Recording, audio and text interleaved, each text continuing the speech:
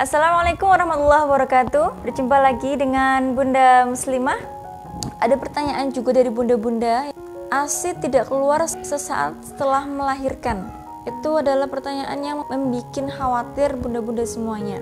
Apa saja sih penyebab dan juga cara untuk mengatasi supaya ASI segera keluar setelah melahirkan? Ya, jadi faktor ASI tidak keluar setelah melahirkan itu ada beberapa faktor. Faktor pertama yaitu tentang faktor kelahiran. Faktor kelahiran yang pertama yaitu bunda mengalami stres. Ini yang harus dihindari oleh bunda-bunda semuanya, bahwasanya kita harus menghindari stres ya Bu, karena stres itu akan menghambat produksi ASI. Kemudian yang kedua yaitu pemberian infus selama persalinan. Nah, ini juga yang menjadi kendala juga untuk keluarnya ASI, yaitu infus itu juga akan menghambat. Yang ketiga yaitu kehilangan banyak darah ketika persalinan. Darah yang keluar terlalu banyak itu juga akan membuat tubuh bunda akan semakin lemas, akan menghambat produksi ASI. Kemudian faktor yang keempat atau penyebab yang keempat itu terdapat masalah dalam plasenta bunda. Ketika plasenta itu tidak keluar secara menyeluruh, itu juga akan menghambat produksi ASI, karena produksi ASI itu akan baru akan memproduksi ketika si plasenta itu keluar seluruhnya. Kemudian yang selanjutnya, obat-obat yang dikonsumsi oleh bunda setelah persalinan. Misal ada perda rasa sakit, perda nyeri, perda rasa sakit, itu bisa menghambat produksi ASI juga. Kemudian yang kedua, faktor kedua yaitu faktor kesehatan bunda.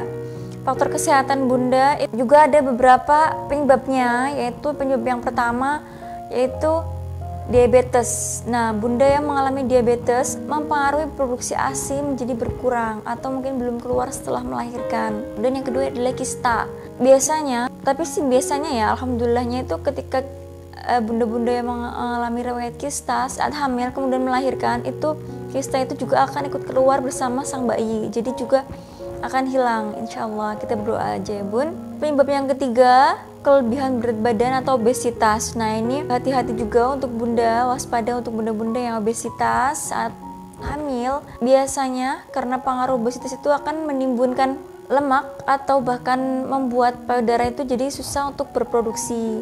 Kemudian faktor yang ketiga yaitu faktor payudara bunda. Faktor payudara ini juga ada beberapa penyebabnya.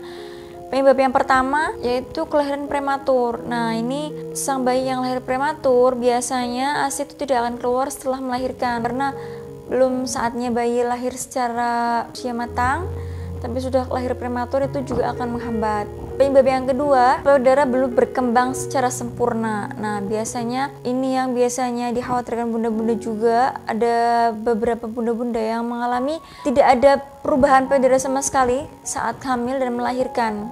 Jadi seperti biasa, juga menjadi penyebab. Kemudian penyebab yang ketiga yaitu pernah mengalami operasi atau cedera pada payudara. Nah, ini juga akan mengalami sedikit gangguan proses produksinya ASI, yang mana harus perlu diperhatikan dan diwaspadai oleh bunda-bunda semuanya. Kemudian yang terakhir yaitu bentuk puting yang tidak biasa. Nah, ini akan mempengaruhi hubungan sang bayi juga, akan mempengaruhi keluarnya ASI itu bagaimana, itu juga akan menghambat juga. Nah, kemudian yang terakhir yaitu faktor IMD atau inisiasi menyusui dini yang telah saya sebutkan di video sebelumnya ya Bun. Nah, setelah kita mengetahui faktor-faktornya, bagaimana sih atau apa sih yang harus kita lakukan supaya ASI itu cepat keluar setelah kita melahirkan?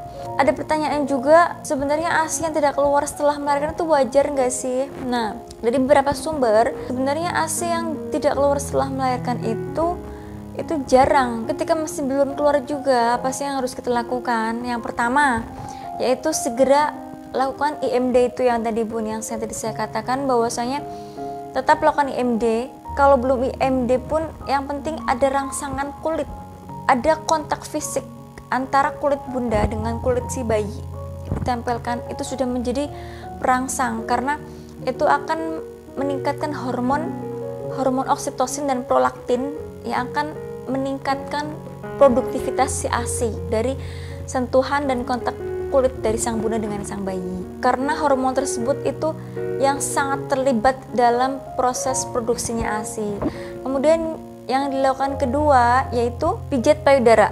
Jadi sebelum bunda melahirkan, jadi sekitar menginjak kehamilan 8-9 minggu ya Bun, Bunda harus dipersiapkan dari pembersihan puting, kemudian pembersihan payudara, kemudian dipijat-pijat. Kalaupun tidak sendiri juga bisa dibantu oleh suami. Yang pasti itu secara rutin dipijatkan supaya nanti otot dan juga saraf-sarafnya itu sudah mulai terbiasa, mulai lentur. Mengapa dia harus dipijat payudaranya? Karena mungkin ada yang tersumbat atau menggumpal di dalam putingnya. Jadi itu nanti kalau dipijat itu lama-kelamaan insya Allah akan terurai seperti itu. Kemudian yang ketiga yaitu sering memompa atau menyusui si bayi ya Bun ya. Jadi kalau bagi bunda-bunda yang menyusui itu sering-seringlah menyusui. Jadi semakin banyak, seperti yang saya bilang di video sebelumnya, semakin banyak si bayi itu menyusu atau menghisap, itu semakin cepat keluar juga ASI-nya.